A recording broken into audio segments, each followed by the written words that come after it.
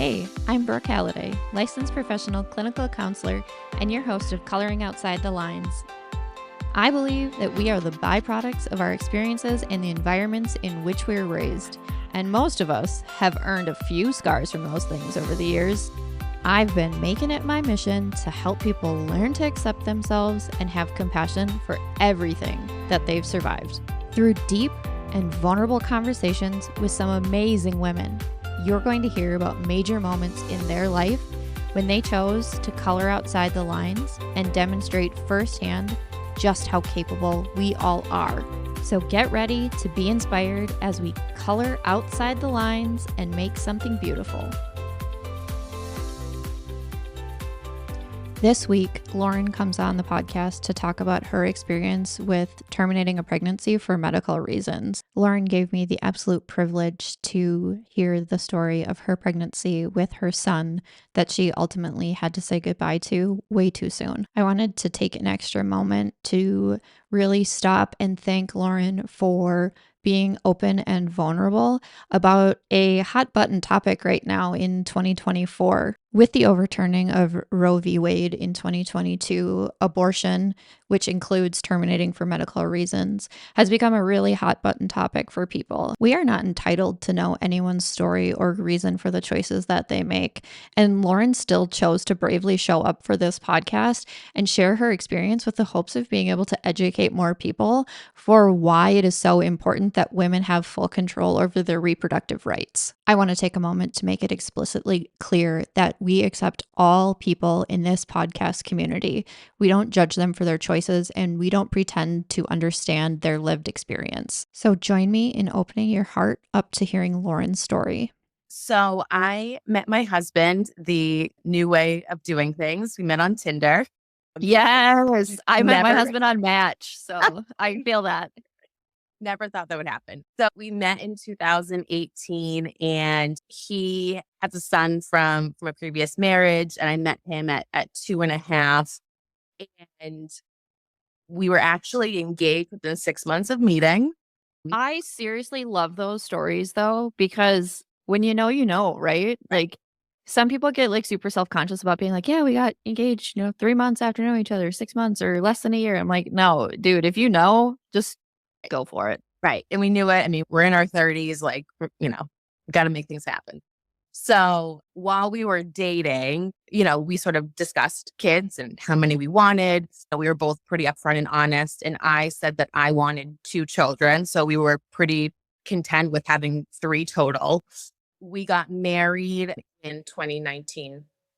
Little did we know I was already pregnant. Oh, we did not plan that, but thankfully I'm someone that conceives pretty quickly. So we found out 2 days after our wedding that I was actually pregnant. Were you feeling okay at your wedding? I mean, now looking back and knowing my pregnancy symptoms, like I know when I'm pregnant before I take a test. So, and I chalked that up to nerves.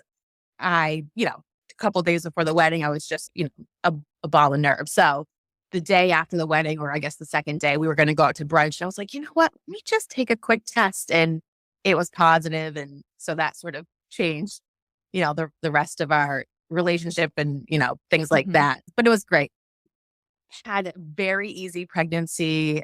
Looking back, it was such a breeze. Barely any nausea, healthy baby, healthy delivery.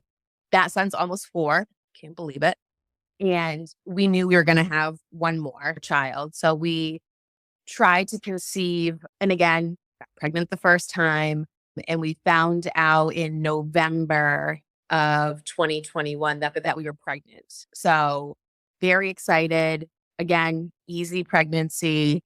And we were going to find out the gender in March 2022.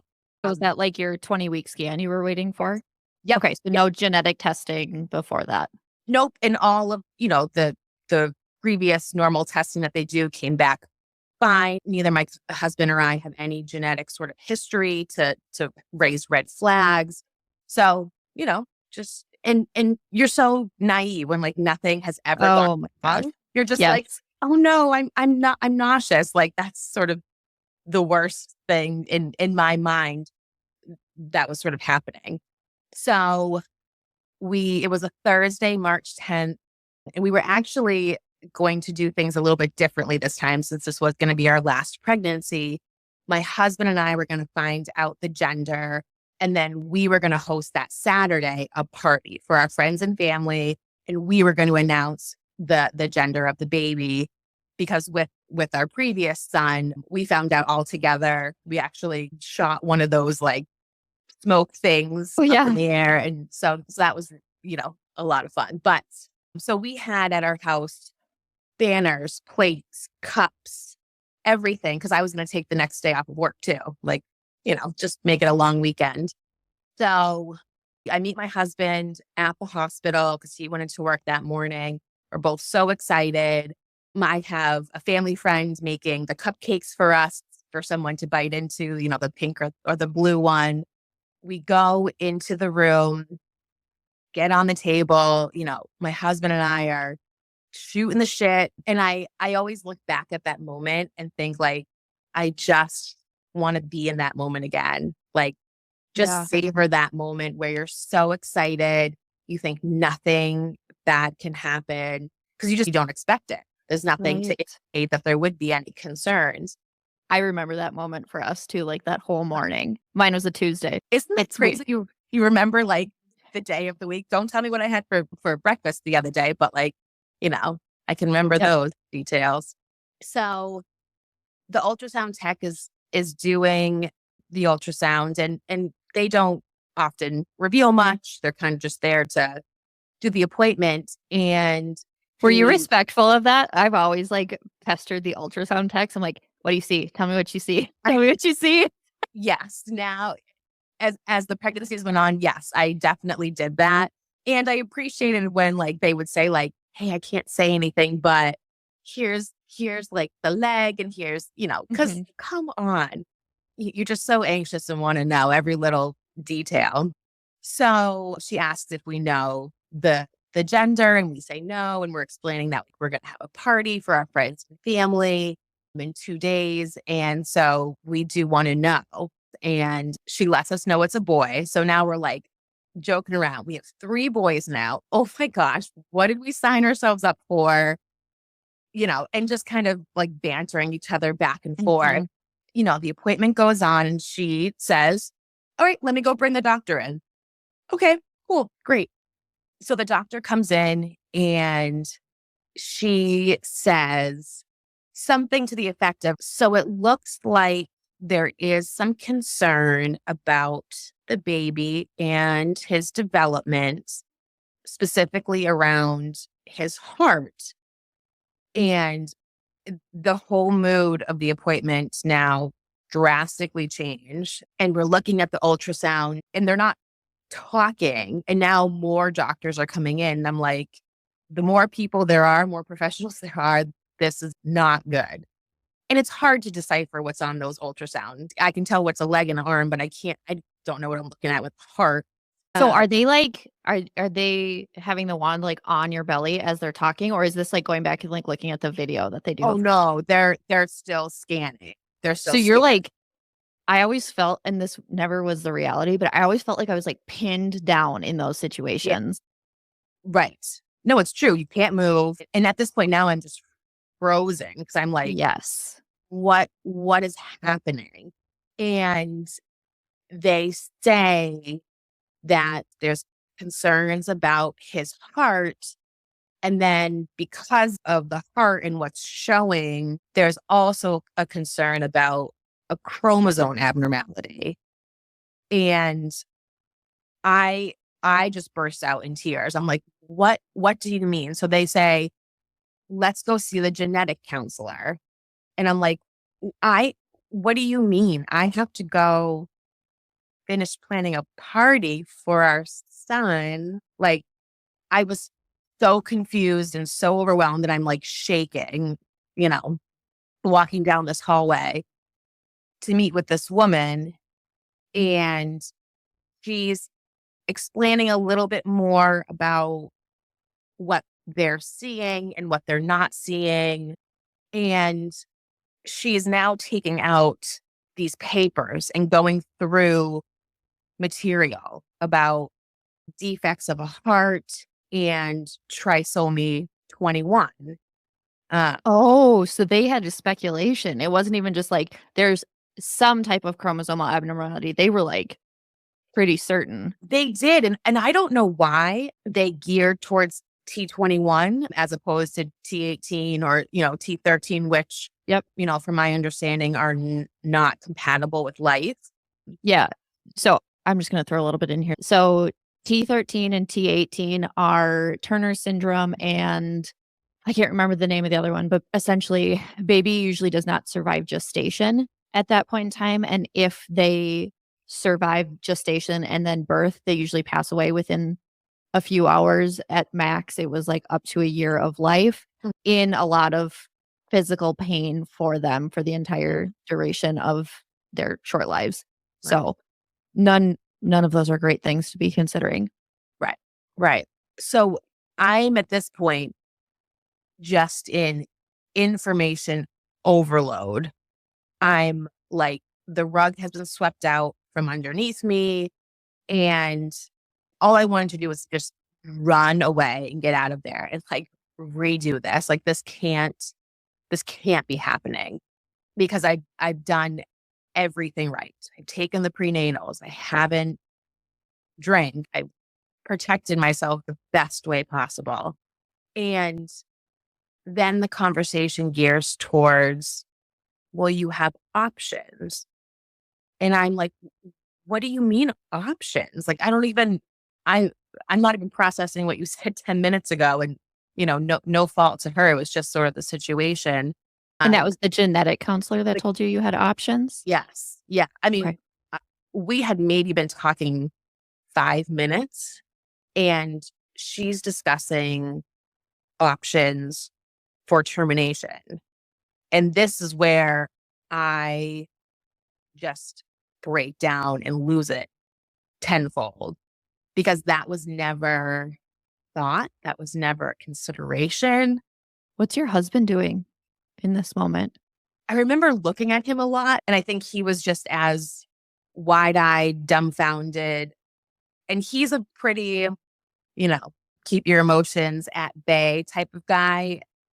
I think he was in shock, but he kind of held it together. But I was kind of looking at him, because he's my rock, to be like, fix this. Like, this isn't right. This isn't our situation. He was discussing, you could continue on with the pregnancy if you'd like. You could terminate if you like. And this was before the overturn of Roe versus Wade.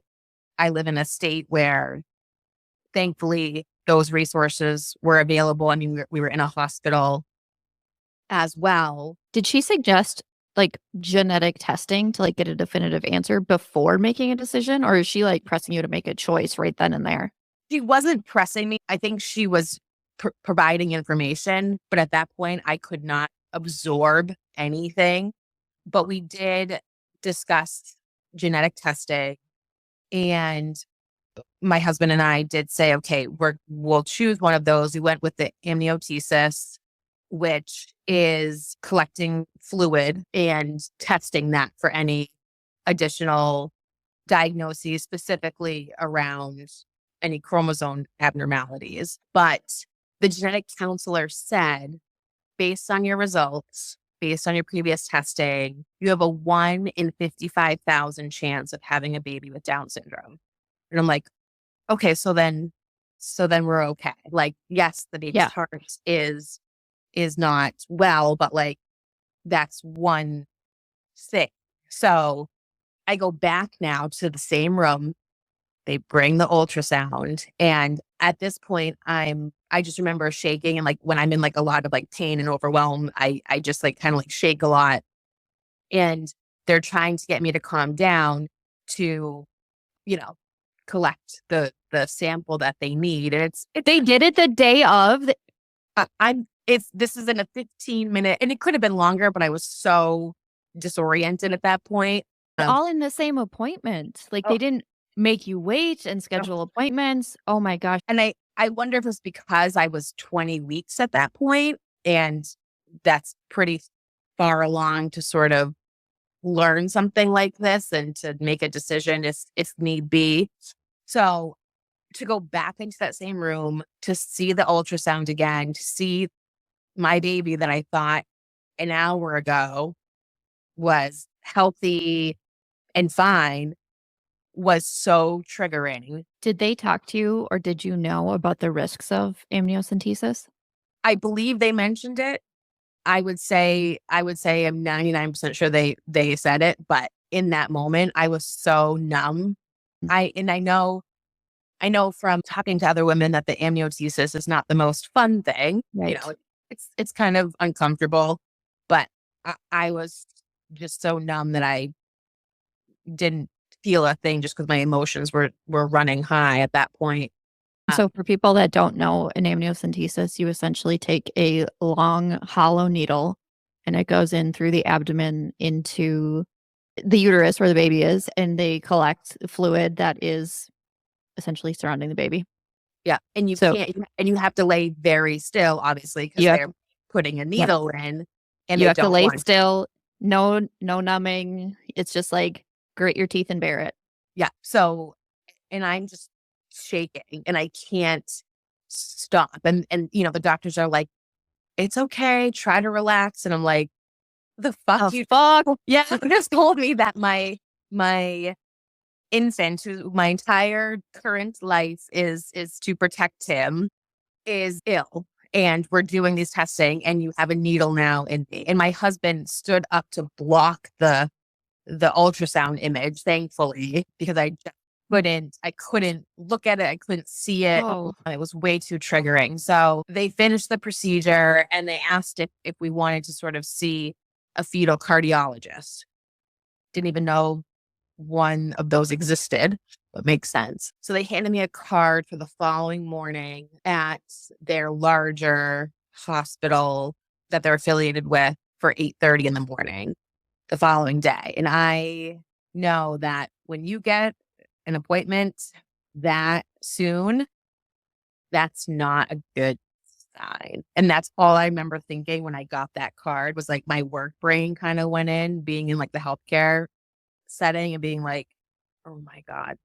I think when I got the card, that was when my brain clicked that like, this isn't good. This really isn't good. So we leave the appointment. My husband runs to the car, and I'm like waddling behind him. And we get in the car, and he is like driving like a bat out of hell out of there. And I'm crying. And I call my sister to say, we're not doing the party. Tell your friend who's making the cupcakes, like, to cancel them. And she's like, "What? What's going on?" And I'm like hysterically sobbing, like, the baby's not well. Like, I don't know what's happening. We have an appointment tomorrow. But we had a sliver of hope because that genetic counselor said you have a 1 in 55,000 chance. And again, I don't know where she came up with this number. If I could ask her, I would ask her now, 2 years later, but I didn't dare ask questions because I was just already on like overload. And I asked my sister to like, call my parents because I just could not relaying the message and fielding questions, rightfully so, from my family. that you don't even really have answers to. And like Right. everyone else is like so much more clear headed in that moment than you are. Right. And they want these answers. And you're like, I can't even sentence. Right. Right. Right.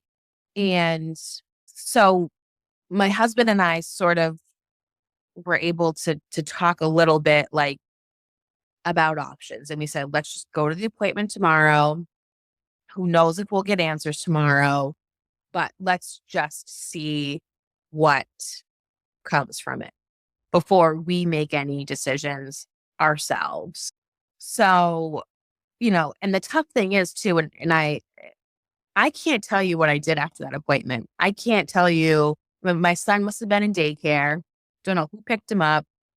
I think your mind protects you a little bit and kind of blocks out some things. It's an interesting contrast from like vividly remembering everything before the appointment and leading, up to the moment. Oh, And then it just essentially being like gone. right. Right. And I'm happy to have those memories of before the appointment. I just remember sitting in that parking lot like an hour. I got like an hour early, just like so excited.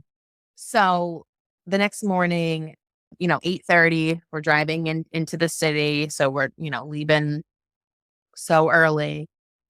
And we get to the hospital. We meet with the fetal cardiologist, and she does another ultrasound. And I immediately turn away. And in my mind, I said, if this is the last time I'm going to see him, I can't have it be in this setting. I need it to be back at that other ultrasound room when everything was fine. How do you feel about that? Ugh, you know, it it it's a lose-lose situation. I mean, do you look at him and savor every moment and sort of tell yourself that everything will be okay, or do you stay realistic and try to protect your own self? Because it's That not as clear cut as people think it would be that you just want to stare at your precious baby. It's like we don't really know what's happening when they're right, in utero. And so you're looking at them and it's not as clear cut as people think it is. It's not stare at that screen and, bathe in the blissfulness of it. It is so hard to look at your baby and know that they might not survive. right. And I mean, when you think about the heart, that's a vital organ. I mean, and I'm thinking already like surgeries and all these things. And I'm like, how would a 6, 7, 8 pound little baby, like, do they even do surgery on these little kiddos? And I tried to stop the what if game and letting my brain spiral. I mean, I've had anxiety for most of my adult life, and trying to take every sort of tool and, helpful thing to sort of calm myself down, because I know that me spiraling is not going to be helpful for myself, my 2 kiddos at home, my husband, the situation. So after the appointment, we go to meet with her in her office, and she explains to us that the baby does have 4 holes in his heart. And she has like this image of a heart, a pretty simple one, and sort of explaining like where all the holes are. And they're spread out. I mean, they're pretty significant.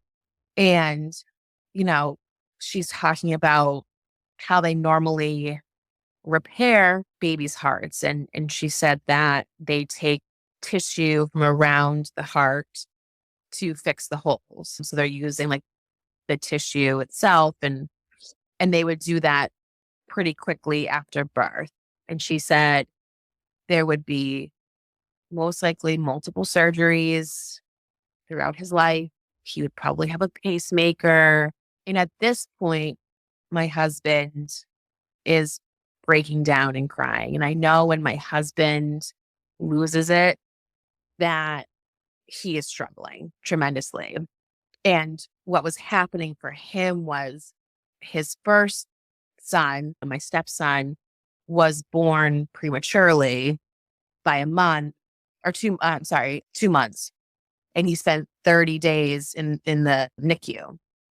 And he was there every step of the way. And with the baby, he was so small, 3 or 4 pounds. And so he's telling the fetal cardiologist, like, I almost lost one son. Like, it was the most heartbreaking thing to hold his hand via like a tube and to not be able to touch him and hold him and go home without him. Then she asked us if they did any testing for T21. And I said, yes, I did an amnio yesterday. We're waiting on the results. They normally take 24 to 48 hours from I guess in this certain situation. I think they normally take longer, but Mine took a month. oh, That is horrible. Yes. And we ended up getting ours back within 24 hours, but that was long enough to wait. So she said, if the baby does have T21, we can't do that surgery, or it most likely will not work, because for people with Down syndrome, apparently the tissue around their heart is so thin that it would not successfully support surgery to fix 4 holes. Did she say if there was an alternative type of surgery that they could do, or was that just like the only option? So we sort of said, let's hear back from the amnio. Let's get that result. And if the baby does not have T21, then we can sort of discuss having the surgery. If the baby does have T21, we can discuss other options. But she said that most likely the baby would not survive. I have since asked my husband about that appointment, because I think I, again, blocked a lot of things out. And in his recollection, he remembers the fetal cardiologist saying, pretty certainly the baby will not survive. And I'm not sure if I blocked that out in hopes that, like, where I'm going to have to go there, or because I don't want to ever hear that that's the outcome for my baby. So we leave the appointment, and we're telling ourselves we have a 1 in 55,000 chance. Like, and we had already sort of briefly discussed, and I was surprised at the quickness that we made a decision. But on the ride home, we both sort of came to the understanding and realization that if the baby has 4 holes in his heart and that's the only diagnosis, it sounds like surgery is an option. It sounds like, we're at one of the best hospitals in the world. They're absolutely amazing. The baby will make it. It will be difficult. We will make it. If the baby also has T21, we're probably going to let the baby go. We're not going to have to make that decision because we're 1 in 55,000. Yes. So we were so confident that we were not going to get that bad phone call that my husband went to the DMV. I went to TJ Maxx with my mom. Distractions. And trying to distract ourselves. And I'm at TJ Maxx. I get a phone call, and it's the genetic counselor. And she says, I'm so sorry. The results came back and your baby has trisomy 21. And she goes, I'm so sorry. I did not expect this. And I'm running out of the store, items in hand. My mom is yanking them out of my hand and dropping them on the floor. And I'm running to my car. And I wanted to just get off the phone with her as quickly as possible, just because I didn't want to hear her anymore. She's apologizing at this point. Oh my gosh, I wish I could hug you through this, because my experience was so similar. And my mom's with me in the car. We're still in the parking lot. And I call my husband. He didn't answer. And I'm like, what the fuck? Like, this is the most important phone call of our lives. And he calls me back, and I'm just crying. And he goes, oh my God. Oh my God. For you to have to call your husband and share that news, what was that like? I don't even know if I said it. And he says that he knew. He said, once I saw your phone call, Lauren, I knew what you were going to say. So at this point, we were like, let's just get home. Like, let's just get home to each other. I don't want to be out in public. Of course, I had to go pick up my son from daycare at that time. So my mom goes in, and I remember sitting at the daycare parking lot by myself going, oh my, I know what's going to happen. I know what decision is going to be made. And I don't want to do this. And I think that was one of the first times it hit me that I was going to have an abortion. Said with quotations. Did they say that you had an option to carry to term, or was their recommendation to not do that? Did they talk about that at all? I did not hear from the genetic counselor again that day. it's Saturday, the day of our party. And now the genetic counselor and I are talking about options. And I don't know if carrying to term was an option. I don't even know if the option of actually laboring was an option. Like at Being induced and right. giving birth. And it may have been, but I knew, like, thinking about it now, I could not have labored that child. Like that, I mean, at this point, I'm trying to figure out the least amount of emotional distress as possible because this pregnancy was wanted, was planned. We had announced it to family and friends. I'm not on social media, so luckily did not have to deal with that aspect of it. But I know for 99% of women who are in the same situation that I am, having to take that back is a very uncomfortable and uneasy thing to do. Is there kind of like this window into this scary world of death was the first word that came to mind, but also it's just like this whole realm of horrors that no one could ever conceive of. Mm-hmm. And it was uncharted territory. And I will say, looking back on it, prior to ever having any children, I don't think I had ever really thought about a baby that was ill or not going to make it or myself being in danger. Like those things had never crossed my mind. So I'd never considered them. To me, having an abortion meant you had an unexpected pregnancy, an unwanted pregnancy, and you go and get it terminated. And you are happy.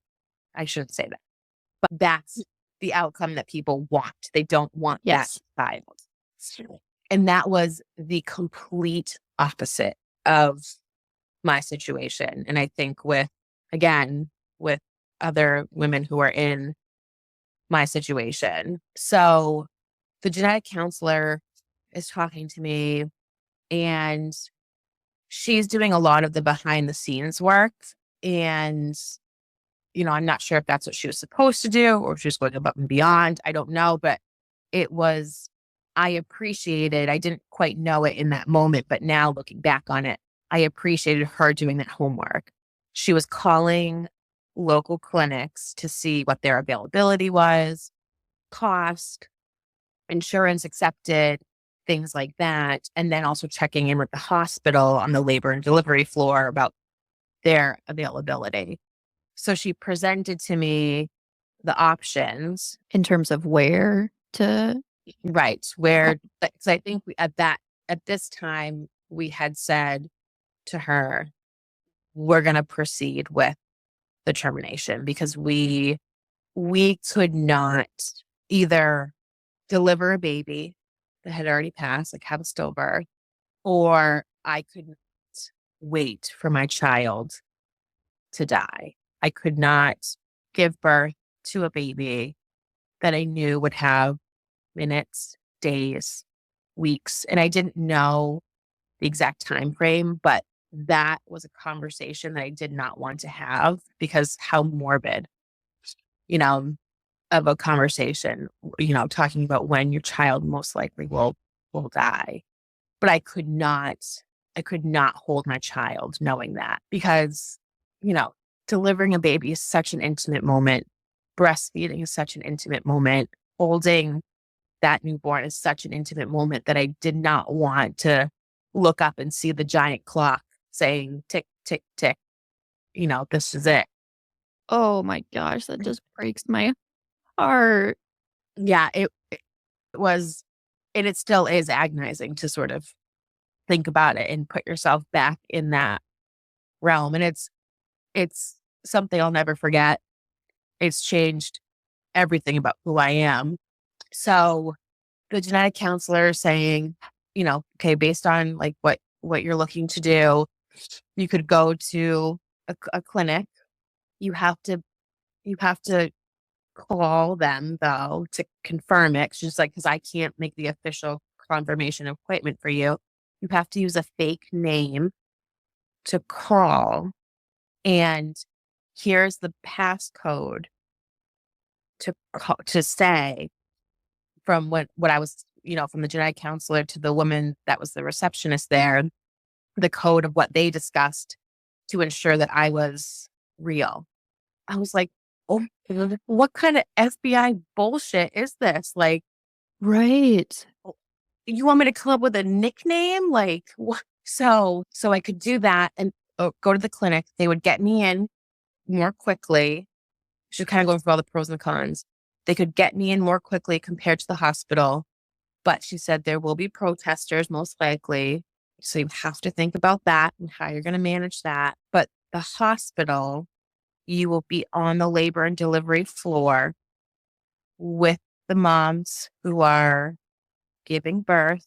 You will probably be hearing babies crying, being delivered, and we can't get you in until the following week after the clinic.